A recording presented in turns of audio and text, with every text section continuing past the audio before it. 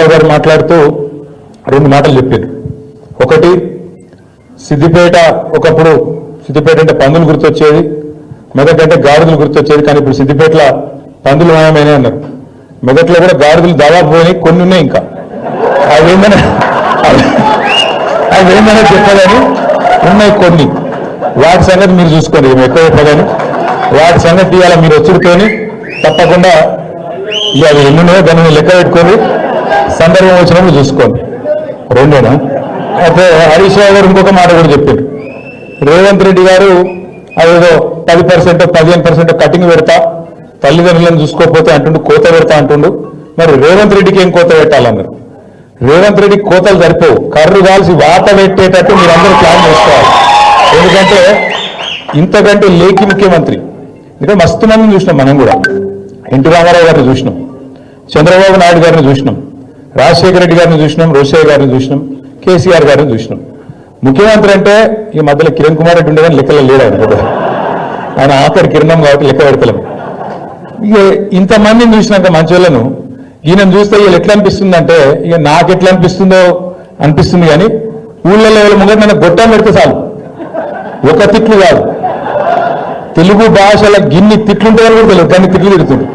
నిజంగా చెప్తున్నా, ఇంకొకడు ఎవడైనా రేషమునోడైతే ఈ పాటిగా బకెట్లో నీళ్ళు తోడుకొని ఆయన దింకి చచ్చిపోతుండే. రేవంత్ రెడ్డి కాబట్టి నడిచిపోతుంది. సిగ్గు ఇజ్జతు మానం ఏం లేవు. అరే మోరా అది. ఎలక్షన్ల ముందు ఏం చెప్పిండే ఆయన?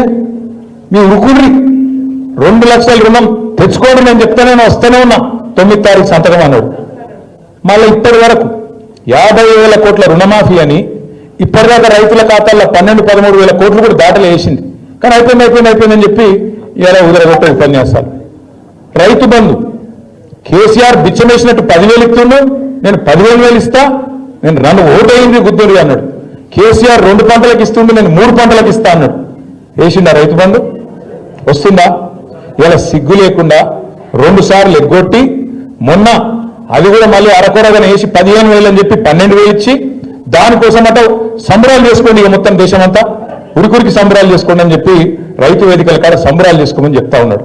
దాంతోపాటు ఎన్ని మాటలు, అత్తకు 4,000 ఇస్తా, అత్తకు 4,000, కోడలకు 2,500 వచ్చినాయి. అత్తకు 4,000, కోడలకు 2,500. ఇక సిగ్గు లేకుండా ఇంకా మాట్లాడతాడు రేవంత్ రెడ్డి. ఈసారి 100 గెలుస్తాడట, 100. అందుకే నేను చెప్పిన 100 నీ బొందరా అని చెప్పిన నేను. నిజంగా కూడా ఇప్పుడు మరి ఆయనకు నాకు ఇట్లా మాట్లాడేది ఇష్టం ఉండదు నిజానికి, కానీ ఆయనకు ఆయన భాషనే అర్థమవుతుంది. ఎవరన్నా ముఖ్యమంత్రి ప్రపంచంలో, మొత్తం ప్రపంచంలో ఎక్కడన్నా ఏం చేస్తారో ఆయన కోసుకొని తింటారా అంటాడు? అంటాడా అసలు? ఎవరైనా గుర్తున్నాడు? ఎవరన్నా ముఖ్యమంత్రి ఢిల్లీకి పోతే నేను దొంగను చూసినట్టు చూస్తున్నారు, చెప్పులు ఎత్తుకపోతామో అని చెప్పి అపాయింట్మెంట్ ఇస్తలేరని చెప్పినాడు ఎవడు ఉన్నాడు ఇదివరకు? అందుకే నేను అన్నా, ఉత్తైనా అంటలేను, ఉత్తైనాన్ని తిట్టాలనే నోటి తీటతో అంటలేను. ఎన్టీ రామారావుని చూసినాం, చంద్రబాబు నాయుడిని చూసినాం, రాజశేఖర రెడ్డిని చూసినాం, రోషయ్య గారిని చూసినాం, కేసీఆర్ గారిని చూసినాం, ఇవాళ ఈయన చూస్తాను. చూసినాక ఏమనిపిస్తుంది మరి? గిసొంటి మాటలు మాట్లాడేటోడు తెల్లారు లేస్తే పనికి మాలిన మాటలు అది ఇప్పుతా, నోరు ఇప్పుతే పాపం ఇవాళకెళ్ళి డ్రైనేజ్ కంపు తప్ప ఇంకోటి రాదు. గబ్బు మాటలు, గబ్బు వ్యవహారాలు. కేసీఆర్ గారు లాంటి నాయకుడిని పట్టుకొని ఆయన మీద ఇష్టం ఉన్నట్టు మాట్లాడొచ్చునా? తెలంగాణ తెచ్చిన వ్యక్తి వాళ్ళని కూడా కూర్చున్నావంటేనే, ఆ కుర్చీలో కూర్చునే భాగ్యం నీకు వచ్చిందంటేనే దానికి కారణం కేసీఆర్ అని ఆయన నేను గుర్తు చేస్తా ఉన్నా. కేసీఆర్ లేకపోతే, టీఆర్ఎస్ లేకపోతే, గులాబీ జెండానే ఎగరకపోతే తెలంగాణ వస్తుందినా? అది తెలియదా రేవంత్ రెడ్డికి? ఇలా పండుగ హరీష్ అన్న కింద మన జీవన్ లెక్క ఆయన కూడా శిష్యుడు ఉండే. హరీష్ అన్న మంత్రి అయిన డాన్సులు కూడా చేసిండు ఇక్కడనే. ఇవాళ ఆయన పెద్ద పోటుగాని లెక్క హరీష్ రావు నువ్వు ఇట్లా అట్లా అని నోటుకు వచ్చినట్టు మాట్లాడతాడు. నేనేమంటున్నా అంటే అధికారం రాగానే ఎగిరెగిరి పడితే మేము కూడా ఉన్నాం 10 ఏళ్ళు మంత్రులుగా, కానీ ఎప్పుడు కిషన్ పనులు చేయలేదుగా, ఇంత లేఖిగా మాట్లాడలే కదా. ఇంత దిక్కుమాలిన అడ్డమైన కేసులు పెట్టించుడు, కార్యకర్తలను కొట్టించుడు, ప్రతిపక్షం అంటేనే పోస్టు పెడితే పోలీసుడు ఫోన్ చేసుడు. నర్సింగ్ అని మన పిల్లగాడు ఎవరున్నావు నర్సింగ్, ఒక్క పోస్టు పెడితే ఆ పిల్లగాన్ని పోలీసులు తీసుకుపోయి పొట్టు కొట్టిండు. అంటే గింత అరాచకమా?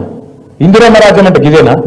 ఇందిరమ్మ రాజ్యం అంటే కేసులు పెట్టుడు, రోకల బండలు ఎక్కించుడు, ఇష్టమున్నట్టు కొట్టుడు, ఇష్టమున్నట్టు గుద్దుడు, భావ ప్రకటన స్వేచ్ఛ లేకుండా ఒక ముఖ్యమంత్రిని పొగడాలి తప్ప ఇంకేం చేయొద్దు. ఇదేనా పద్ధతి? పొగుడతారు ముఖ్యమంత్రిని. ఎప్పుడు పొగుడతారు? నువ్వు ఇచ్చిన హామీలు నెరవేరిస్తే, నువ్వు తెలంగాణ మీద కక్ష చూపెట్టకుండా తెలంగాణను ప్రతిరోజు అవమానించకుండా కేసీఆర్ గారి కంటే తెలంగాణకు నువ్వు ఎక్కువ చేస్తే తప్పకుండా నీకు కూడా 4 మంచి మాటలు చెప్తారు, లేకపోతే బరాబర్ మాట్లాడతారు. తెలంగాణ సమాజంలోనే తెలంగాణ రక్తంలోనే తిరుగుబాటు తత్వం ఉంటుంది. ఇలా 3.5 సంవత్సరాలు ముంగట పెట్టుకొని అధికార పార్టీని చీగొట్టి మళ్ళీ తిరిగి ప్రతిపక్ష పార్టీలకు రావడం అంటే మామూలు మాటలు కాదు. అందుకే తమ్ముడు జీవన్ని కానీ, అదేవిధంగా నరేందర్ గారిని కానీ, రంగారావు గారిని కానీ, ఇంకా మిగతా మిత్రులందరినీ కూడా హృదయపూర్వకంగా మీకు స్వాగతం చెబుతూ, మరి మీకు అండగా ఇటు పద్మ గారు, అటు సుభాష్ రెడ్డి గారు, శశిధర్ రెడ్డి గారు, తిరుపతి రెడ్డి గారు, అందరికీ మించి హరీష్ రావు గారు మీకు అండగా ఎప్పటికీ ఉంటారు.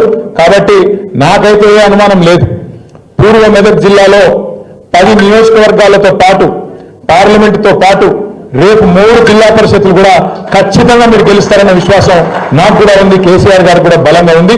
మీకు అన్ని రకాలుగా అండగా ఉంటూ ఎప్పటికప్పుడు హరీష్ రావు గారి నాయకత్వంలో బ్రహ్మాండంగా మళ్ళీ తిరిగి జిల్లాలో మన ప్రభుత్వం ఏర్పడే విధంగా కేసీఆర్ గారు తిరిగి ముఖ్యమంత్రిగా పట్టపగ్గాలు చేపట్టే విధంగా మనందరం కూడా నిరంతరం కష్టపడదామని చెప్పి మీకు మళ్ళొక్కసారి హృదయపూర్వకంగా విజ్ఞప్తి చేసుకుంటూ